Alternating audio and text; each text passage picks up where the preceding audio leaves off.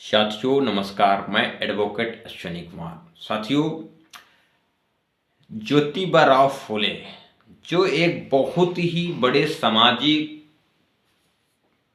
कार्यकर्ता, समाज सुधारक, बाबा साहब डॉक्टर भीमराव अंबेडकर के राजनीतिक सामाजिक गुरु रहे हैं। उनकी एक किताब है गुलामगिरी।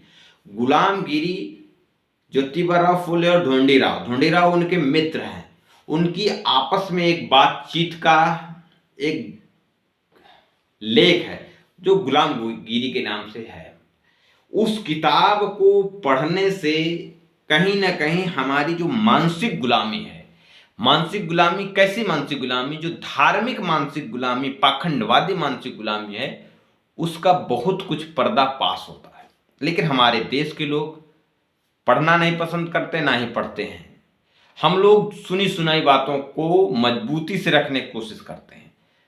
गुलामगिरी में जो परशुराम है, परशुराम का वास्तविक चरित्र चित्रण किया गया है कि परशुराम क्या है, परशुराम ने किस प्रकार से क्षत्रियों की हत्या करने के बाद 5-5 महीने के छोटे छोटे मासूम क्षत्रियों के बच्चों को हत्या किया। उससे भी मन नहीं भरा, गर्भवती महिलाओं के गर्भ में पल रहे बच्चों की हत्या किया।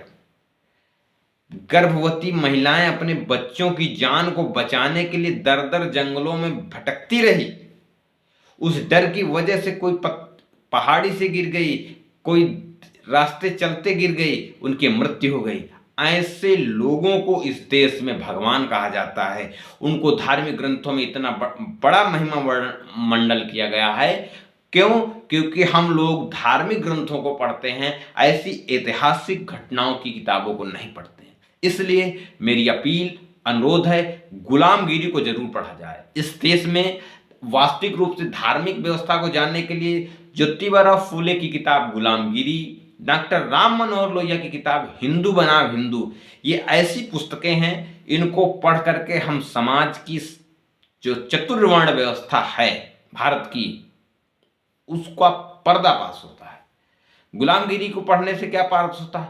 धार्मिक व्यवस्था और किस प्रकार से धार्मिक ग्रंथों का वर्णन किया गया है, उसको समझने के लिए हमको इतिहास का जो आदि मानव काल वगैरह जो इतिहास में ये मानव का विकास है, इसका भी ज्ञान होना बहुत जरूरी है। लेकिन मैं जहां तक समझता हूं, सबसे पहले हमको गुलामगिरी पढ़ करके अपनी मानसिक गुलामी धर्म के आधार पर हटाने की जरूरत है। इसलिए अनुरोध, अपील है, गुलामगिरी को अधिक से अधिक पढ़ा जाए। और मैं एक अनुरोध करता हूं कि जो लोग नहीं पढ़ पा रहे हैं, मेरे पास गुलामगिरी है, मैं गुलामगिरी को पढ़ करके कुछ वीडियो क्लिप बनाना चाहता हूं। उसमें या तो मैं अपनी वॉइस डालूंगा या तो वीडियो के डायरेक्ट सामने आकर के अब कुछ बातें बताऊंगा। तो आप उसमें साथ सहयोग सपोर्ट करें, अधिक से अधिक देखें, सुने और शेयर करें, जिससे ये गुलामगिरी की विचार इस देश के हर व्यक्ति के कानों में, दिमागों में पहुंचना बहुत जरूरी है। धन्यवाद साथियों। जय भारत, जय संविधान।